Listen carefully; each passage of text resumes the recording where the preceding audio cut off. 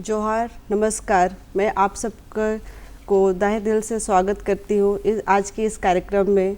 आज बहुत ही मुख्य दिन है जो कि एक रामदयाल मुंडा जी पे हम लोग बात करने वाले हैं, चर्चा परिचर्चा करने वाले हैं। हम सभी जानते हैं कि रामदयाल मुंडा जी बहुत ही बुद्धिमान थे और उनका बहुत सारे क्षेत्रों में कार्य रहा है, जैसे कि शिक्षा के क्षेत्र में, जैसे कि कला के क्षेत्र में, और वो एक नेता भी थे।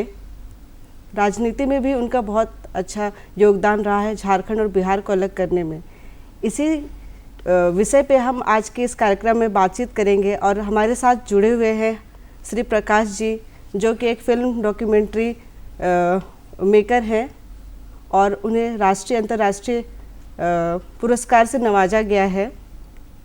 मैं हमारे दूसरे जो विशेषज्ञ हैं श्री बिरजू टोपो जी, मैं उनका भी स्वागत और अभिनंदन करती हूँ। ये भी झारखंड के डॉक्यूमेंट्री मूवी में इनका भी बहुत बड़ा योगदान रहा है और ये हमारे क्या बोले कि इनका आदिवासी समाज में बहुत अच्छा काम रहा है डॉक्यूमेंट्री के थ्रू। इनको भी राष्ट्रीय अंतर्राष्ट्रीय पुरस्कार से नवाजा गया है। इनकी कई सारी मूवी बहुत ही अच्छा कर रही है। सर, मैं आप दोनों का तहे दिल से स्वागत करती हूँ आज के कार्यक्रम में। तो आज हम लोग जो बात करने वाले हैं, चर्चा परिचर्चा करने वाले हैं, वो रामदयाल मुंडा जी पे करने वाले हैं।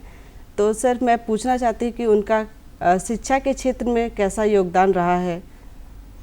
बहुत बहुत धन्यवाद आपका कि इस परिचर्चा में मुझे आपने बुलाया, इसके लिए मैं आभारी हूँ।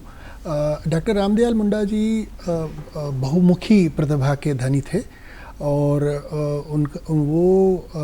उनका व्यक्तित्व इतना व्यापक था कि उनके ऊपर में बात करना मुझे लगता है कि मैं पता नहीं उसकी व्याख्या कर पाऊँगा या नहीं कर पाऊँगा। मैं कोशिश करता हूँ कि जितनी मेरी समझ है मैं उसमें करने की कोशिश करता हूँ। डॉक्टर रामदयाल मुंडा अमेरिका में पढ़ रहे थे और 1981 में जब रांची विश्वविद्यालय में आदिवासी और जनजाति क्षेत्रीय भाषा विभाग जब खुला तो वो आए यहाँ पर और उन्होंने यहाँ पर उसकी नींव रखी। उसके बाद फिर ये उपकुलपति रहे, फिर यूनिवर्सिटी के वो कुलपति बने। तो अगर आप देखें तो उनका जो योगदान है वो योगदान आपको इस तरीके से समझना पड़ेगा कि वो जो so called academic modern academia जो इंटेलिजेंसिया है वो उसमें अमेरिका में वो पढ़ रहे हैं। पूरे दुनिया के अंदर में जो सबसे नई विधा है या एकेडमिक डिस्कोर्स है जी सर, उसमें वो पारंगत हैं। जी सर। और दूसरी तरफ में वो झारखंड में आते हैं और जनजातीय भाषा, आदिवासी भाषा और यहाँ की क्षेत्रीय भाषा के ऊपर में वो काम करते हैं। तो आप उनके व्यक्तित्व का विस्तार आप समझ सकते हैं कि वो किस तरीके से उन्होंने सामंजस्य को बनाया होगा। एक तरफ में वो मॉडर्निटी के साथ में है, दूसरी तरफ में ट्रेडिशन का जो मूल खूटा है, अगर झारखंड को अगर आप देखेंगे और मुंडा जनजाति, मुंडा आदिवासी जो हैं उनका जो केंद्र है, उनकी परंपरा, रीति रिवाज, पर्व त्योहार, उनकी स्पिरिचुअलिटी, और उसको वो बिल्कुल मजबूती से पकड़ते हैं और वो बाद में किताब में लिखते हैं आदि धर्म। तो आप ये देखेंगे कि एक तरफ में वो शिक्षाविद हैं, पढ़ा रहे हैं, प्रशासक हैं, दूसरी तरफ में वो पुस्तकें लिख रहे हैं, हाँ, और पूरे देश दुनिया के अंदर में वो जाकर के लेक्चर दे रहे हैं। मेरा उनके बहुत सारे प्रोग्राम में उनके साथ रहने का मौका मिला, मुझे उनको सुनने का मौका मिला, मुझे उनको रिकॉर्ड करने का मौका मिला और मुझे सौभाग्य भी है कि मैंने उनके बहुत सारे भाषणों का इंटरव्यू का मैंने अपनी फिल्मों में इस्तेमाल भी किया।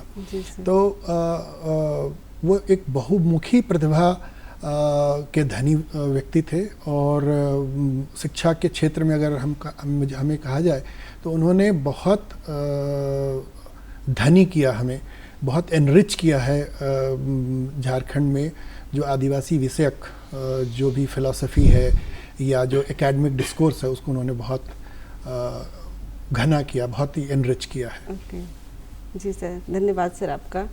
बिरजू टोपो जी, आपसे मैं पूछूंगी कि कला के क्षेत्र में उनका कैसे योगदान रहा। वो जैसे उनका एक लाइन था, हम चलना भी नृत्य है और गाना बोलना भी गीत है। जी, देखिए बहुमुखी धनी होने के कारण इतने बड़े विभूति व्यक्तित्व वाले जो रहे, इनका बचपन से ही उनका खासकर नाच गान संगीत इन सारी चीज़ों में लगाव रहा है। खासकर जैसे बोला जाता है कि आदिवासी एक डायलॉग है जो अभी आप बोल रहे हैं कि चलना ही नृत्य है, बोलना ही संगीत है। तो इन शब्दों को, इन वाक्यों को उन्होंने चरितार्थ किया है। उनका और एक चीज़ था कि भाई जे नाची से बाची, उनका बहुत बड़ा एक डायलॉग है। और इसी में बहुत सारे बहुमूल्य चीज़ छुपे हुए हैं। जी सर। कहने का मतलब ये है कि जो समाज अपनी भाषा, संस्कृति, साहित्य इन सारी चीज़ों को सहोज के रखेगा। नाचने मतलब सिर्फ नाच केवल नहीं है, मांदर ढोल नगाड़ा लेकर सिर्फ नाचना केवल नहीं है, लेकिन जो इन सारी मूल्यों को समेट के रखेगा जो समाज, वो समाज बचेगा। मतलब ये जो फिलोसॉफी है बहुत बड़ा फिलोसॉफी है। तो इस तरीके से अगर देखा जाए तो अवार्ड के रूप में तो उनको बहुत सारे चीज़, नाट्य अवार्ड सब मिले, उनका गिनती हम नहीं कर सकते हैं। लेकिन ये जो अभी जैसे श्री प्रकाश जी बोल रहे हैं कि भाई मतलब बहुमुखी रहे हैं, तो वाइस चांसलर रहे, लेकिन और राजनीति में भी रहे, लेकिन यहाँ से ऊपर उनको हम ही लोग सम्मान नहीं दे पाए, स्टेट ही सम्मान नहीं दे पाया। क्योंकि इतने विद्वान रहे, उनको कम से कम राज्यपाल तक का मिलना चाहिए था, क्योंकि इतने पढ़े लिखे थे। राज्यपाल क्या, राष्ट्रपति तक का भी संभव रहा, लेकिन वो चीज़ नहीं हो पाया। लेकिन वो समाज के प्रति इतने विनम्र तरीके से सबों को समेट के चलने का जो तरीका रहा, वो बहुत बड़ा चीज़ रहा। तो उनका जो बचपन से, कहने का मतलब क्या है कि वो जब, उनका कहना क्या है कि जब हम छोटे थे तो हम भी गाना बजाना करते थे, लेकिन पिताजी नहीं चाहते थे, क्योंकि वो भी आम आदमी की तरह गाय चरवाहा बन जाएगा। तो उससे वो निकालना चाह रहे थे और बोले कि नहीं तुम पढ़ेगा, और पढ़ने के लिए खूंटी हुआ, फिर रांची हुआ, इधर आए, विदेश भी गए। लेकिन जब विदेश में भी गए तो क्या हुआ कि वो ढोल नगाड़ा लेके गए। जी सर। और यहाँ का जो कल्चर है वहाँ के लोगों को सिखाया जी। और वहाँ पर क्या हुआ कि लोग ढोल नगाड़ा के साथ नाचे गाए, फोटोग्राफ सब है। हाँ, मैंने वीडियो देखा सर उनका। तो इस तरीके से होता क्या है कि आमतौर पर कि जो अपने जगह से जब विदेश में जाते हैं, खासकर अमेरिका जैसे, तो वहाँ का कल्चर में बसते हैं। लेकिन उन्होंने उल्टा किया, वहाँ के लोगों को झारखंडी कल्चर में ढालने का। ये तो बहुत सराहनीय बात है, बहुत ही अच्छी बात है। तो इस तरीके से उनका योगदान रहा खासकर, और कल्चर को लेके ही उन्होंने झारखंड अलग क्यों होना, इस पर बहुत बड़ा उनका कंट्रीब्यूशन है।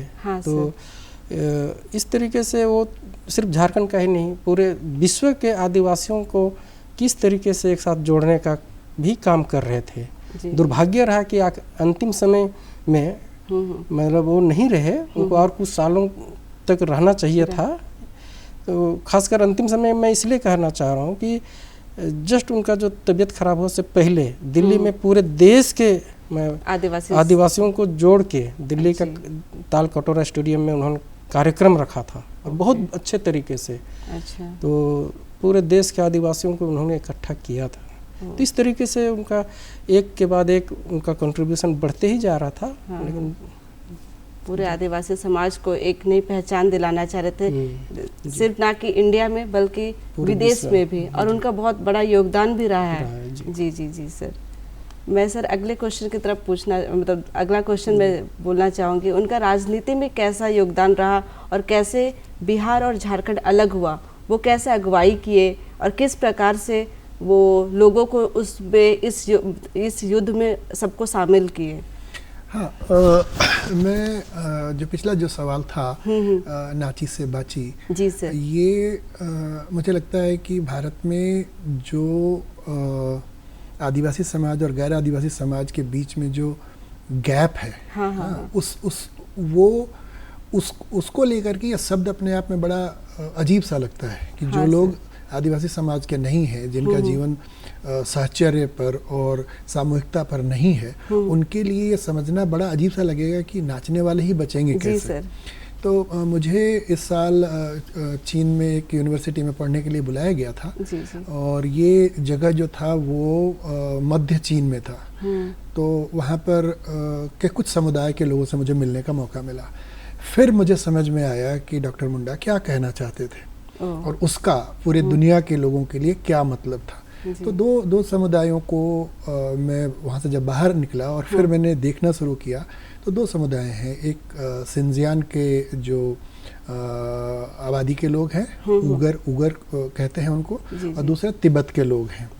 तो अगर आप सोशल मीडिया में खोजेंगे तो और आपको पता है कि चीन एक डिक्टेटरशिप है वहाँ पर, तो वहाँ पर लोग उस तरीके से प्रोटेस्ट या बातचीत नहीं करते हैं। तो अगर आप सोशल मीडिया के अंदर में आप उनको देखेंगे या वहाँ पर के जो लोग हैं वो अपने पहचान को, अपनी आइडेंटिटी को बताने के लिए उनके पास सिर्फ एक मात्र रास्ता है, उनका कल्चर। कल्चर के अंदर में उनका गाना, उनका नृत्य, उनके फोक टेल, उनकी परंपराएं, उनका पर्व त्योहार। तो डॉक्टर मुंडा ये नहीं कह रहे थे कि आप सिर्फ नाचते रहिए, नाच नहीं है। उनके वो नाचने वाला जो शब्द है उसके पीछे उनका बहुत सारा छिपा हुआ एक रास्ता जिसमें सारा चीजें आती हैं। आदिवासी फिलॉसफी है। हाँ जी कि सर। आप आदिवासी जनजीवन और नेचर जो प्रकृति है, ये इनसेपरेबल है, इन दोनों को आप हटा नहीं सकते, अलग नहीं कर सकते। अब मैं आपको अपने व्यक्तिगत जीवन से बताऊं, ये 96-97 की बात थी। मैं दूसरा फिल्म बनाया था और बैंगलोर में मैं गया था, नौजवान था। और जब फिल्म हो गई उसके बाद देर रात में पार्टी होने लगी।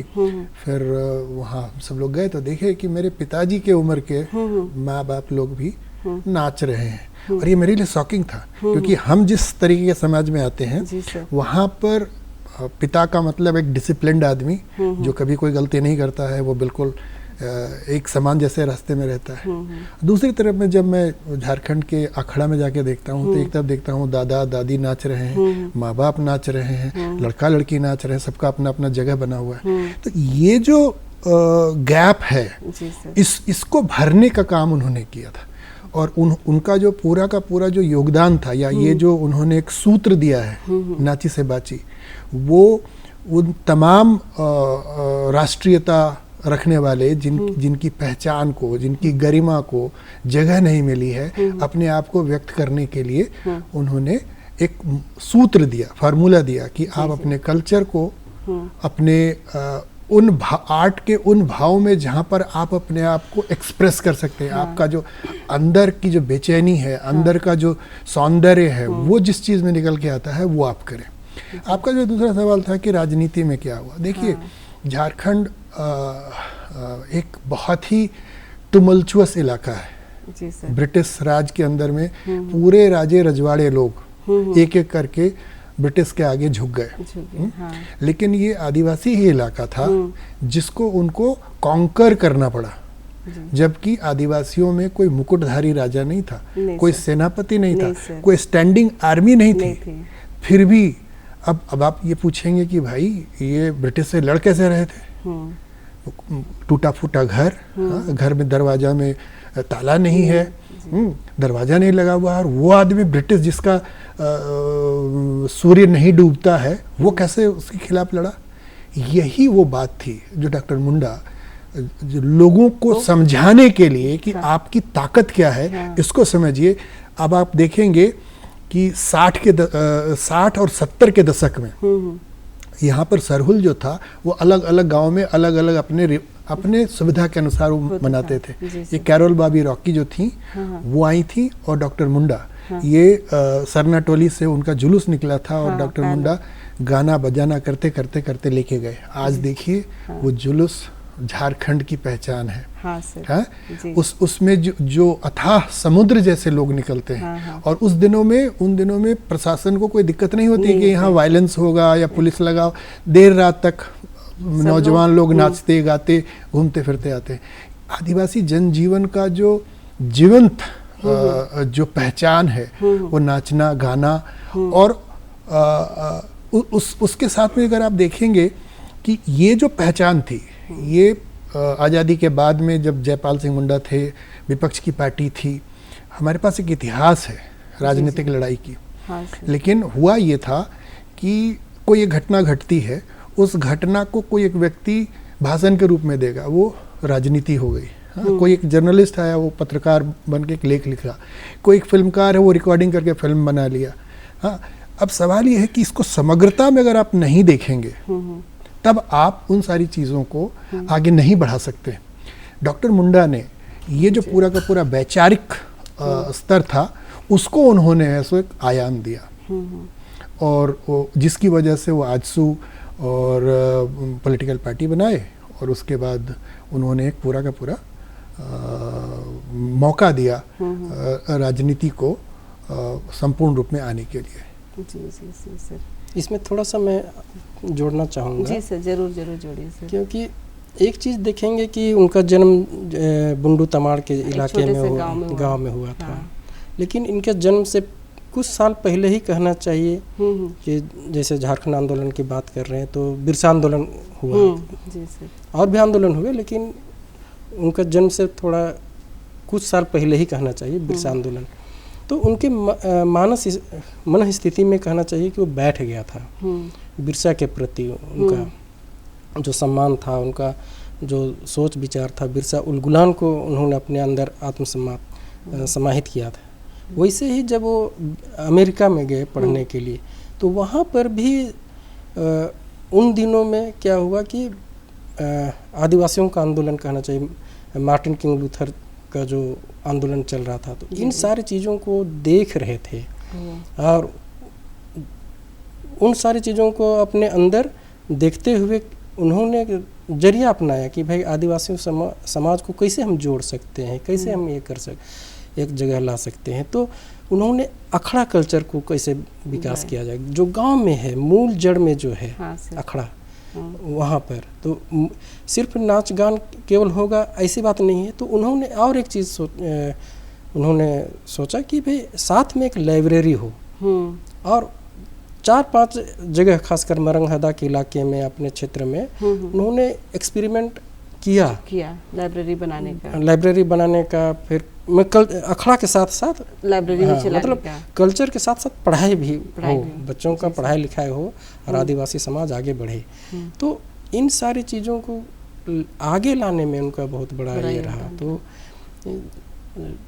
और जब झारखंड आंदोलन को देखे कि भाई जब ढुलमुला रहा था, जब एक स्तर के बाद धीरे धीरे डाउनफॉल में था, उस समय उन्होंने सोचा कि भाई इसको फिर कैसे ऊपर लाया जाए।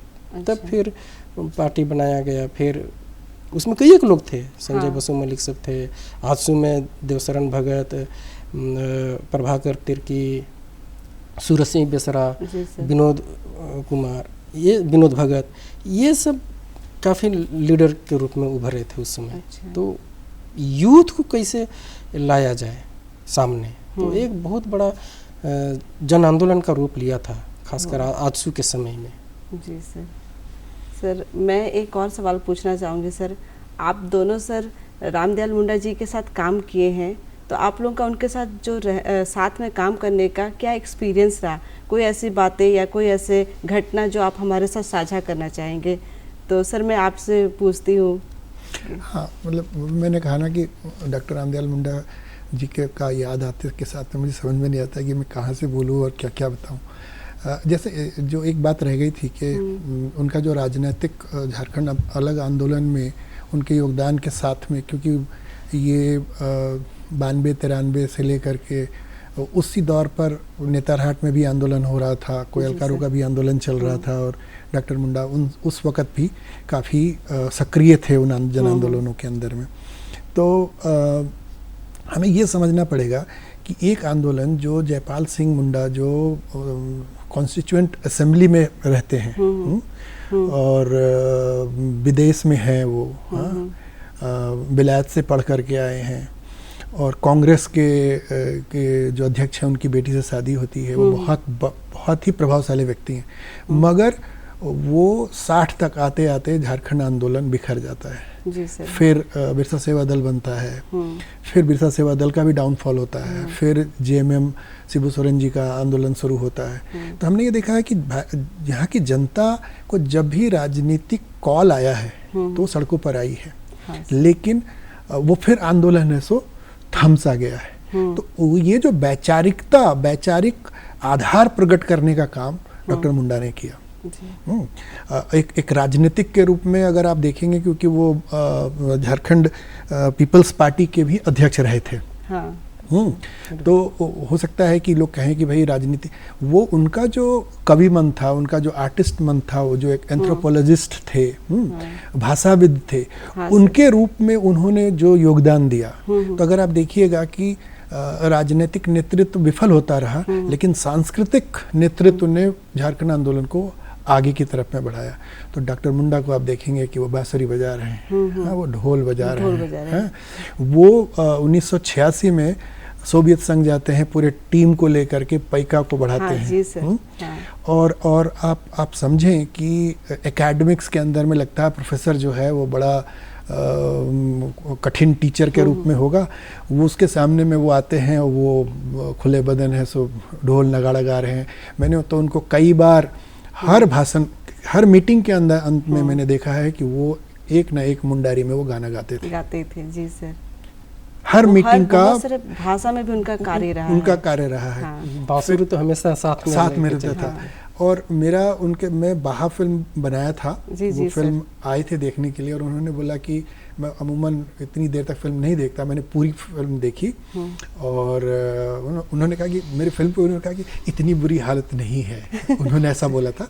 और उसके बाद फिर उन्होंने मोनिका मुंडू के साथ में पहला एल्बम बनाया था, और उन्होंने मुझे बुला करके सुनाया था इसके ऊपर में। और शायद अपेक्षा ये थी कि हम लोग उसके ऊपर में एक म्यूजिक वीडियो बनाएंगे, मगर उनकी फिर तबीयत खराब होती चली गई। फिर वो चीज़ें रह गई। फिर जो ये बिजू कह रहे हैं अखड़ा का, तो जब वो इलेक्शन लड़ रहे थे, तो मैं, दयामनी वगैरह ने सोचा कि हम लोग क्या मदद कर सकते हैं। हमारा इलाका भी नहीं है तमाड़ का इलाका। तो हमने कहा कि चलो हम लोग एक दिन उनके साथ घूमते हैं कि उनको सॉलिडारिटी दी जाए। तो वो दसम के इलाके में जा रहे थे, तो बात करते करते गए, अचानक एक महिला निकली, बोली फिर उन्होंने मुंडारी में पूछा, कुछ बातचीत हुई। फिर उन्होंने बोला हाँ तुम आते थे, वो अखड़ा में गाना के लिए आते थे, तुम वही हो ना। तो हमें बता रहे ट्रांसलेशन करके। तो कहने का मतलब ये है कि वो व्यक्ति जो मॉडर्न एकेडमिक डिस्कोर्स को समझते थे। तो उनका जो बुक है आदि धर्म, वो आदिवासी डिस्कोर्स को बिल्कुल जो मॉडर्न फिलोसफिकल लेवल पर वो लेके गए। नंबर एक, उन्होंने उस स्तर को समझा कि पूरी दुनिया को क्या बताना चाहिए। उसके बाद उन्होंने उसको सामाजिक तौर पर देखा, जिसके आधार पर इन्होंने वो अखड़ा बनाना इसका काम किया।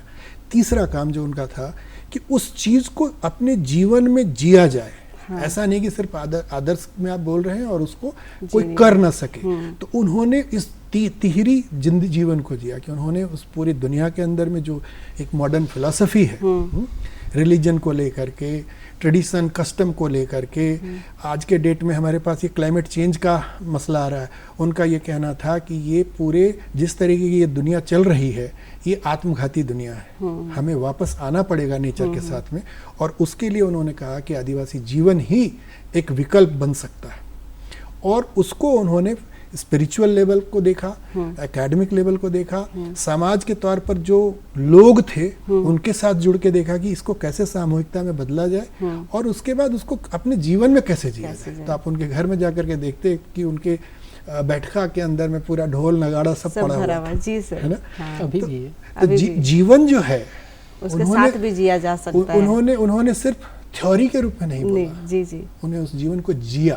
और ये हम लोगों का दुर्भाग्य रहा कि वो इतनी जल्दी चले गए। अगर थोड़े और समय रहते तो भारत और धनी होता, और शायद झारखंड में और लोगों को बेहतर दुनिया बनने को मौका मिलता। ये तो सर आप सही बोल रहे हैं।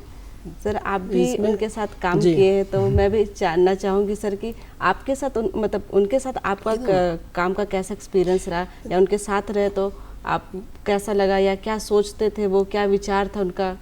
तो सर आप एक चीज़ तो उनका जो स्वभाव रहा, हाँ हाँ एकदम नरम स्वभाव का। जी जी। हम कभी भी किन्हीं को ऊंचे स्वर में, ऊंचे आवाज़ में बोलते हुए नहीं सुने, और सबको समेट के चलने वाले थे। कोई भी आए, सबसे बड़ी चीज़ क्या रही ना कि वो सादरी में बात करते थे जी। कभी भी। हाँ हाँ तो हमको भी सादरी में टोकते थे जी। तो हिंदी में भी बात नहीं करते थे। तो ये जो है कि भाई कैसे हम नीचे स्तर से लोगों को कनेक्ट कर पाए, ये बहुत बड़ा उनका स्वभाव में रहा। क्योंकि और एक चीज़ रहा कि भाई मरंगहादा में ही गाड़ामड़ा गांव में करम का फेस्टिवल था, और ये जो दूरदर्शन है टीम भी गई हुई थी वहाँ तब के दिन में।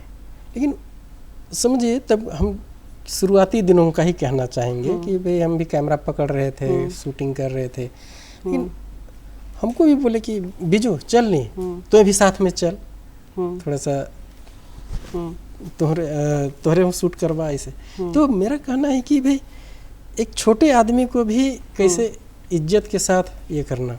वैसे ही जैसे लास्ट दिनों में मैं बोला ना दिल्ली का जो प्रोग्राम था, उस समय भी उन्होंने कहा कि नहीं बीजू के भी साथ में ले चला ऐसे, जबकि वो दिल्ली की टीम 3-4 कैमरा के साथ पूरा रखा हुआ था शूटिंग के लिए, लेकिन उन्होंने मुझे भी लेके गया और मैं अपने तरीके से शूट किया।